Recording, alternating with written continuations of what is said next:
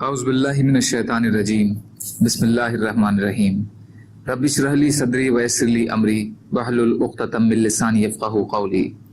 حیات الصحابہ رضی اللہ تعالی عنہم، حصہ اول، دعوت کا باب، اعمال اسلام پر بیعت ہونا۔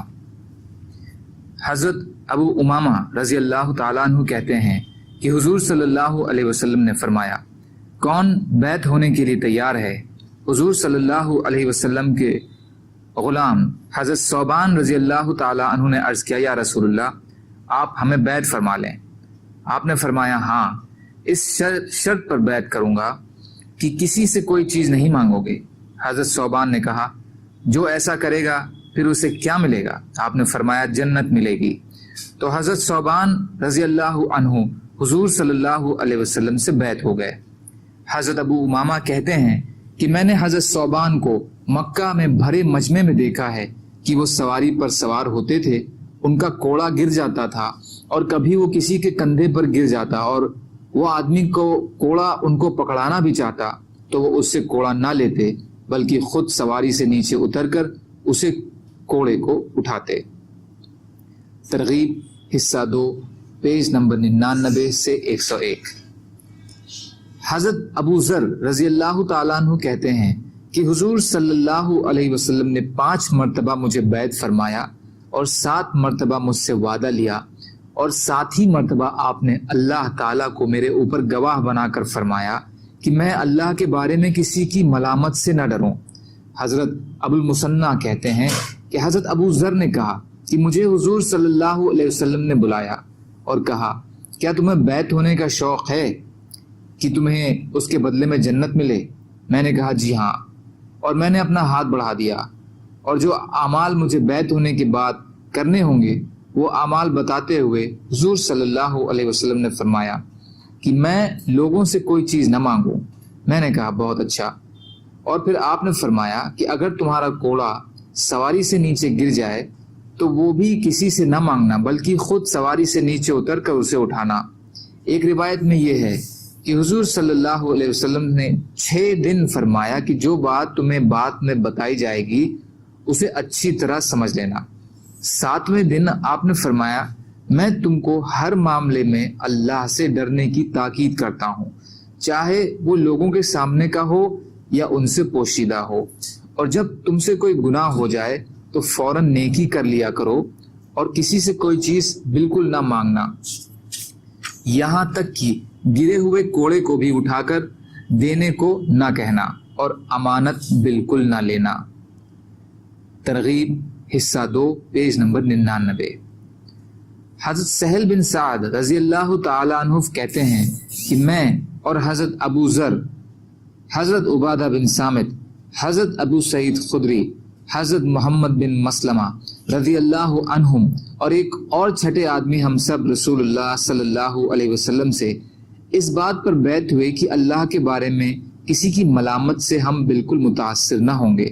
اس چھٹے آدمی نے حضور صلی اللہ علیہ وسلم سے بیعت واپس کرنے کا مطالبہ کیا، آپ نے اسے بیعت واپس کر دی۔ کنز العمال حصہ 1، پیج نمبر 82، حیثمی حصہ 7، پیج نمبر 264۔ حضرت عبادہ بن صامت رضی اللہ تعالیٰ عنہ کہتے ہیں کہ میں مدینے کے ان سرداروں میں سے ہوں جنہوں نے حضور صلی اللہ علیہ وسلم سے بیعت کی تھی۔ آپ نے ہمیں ان باتوں پر بیعت کیا تھا کہ ہم اللہ کے ساتھ کسی کو شریک نہیں کریں گے، چوری نہیں کریں گے، زنا نہیں کریں گے، جس آدمی کے قتل کو اللہ نے حرام فرمایا ہے اسے ناحق قتل نہیں کریں گے، لوٹ مار نہیں کریں گے اور نافرمانی نہیں کریں گے۔ اگر ہم اس عہد کو پورا کریں گے تو اس کے بدلے میں ہمیں جنت ملے گی، اور اگر ہم ان حرام کاموں میں سے کوئی کام کر بیٹھے تو اس کا فیصلہ اللہ کے حوالے ہے۔ مسلم شریف۔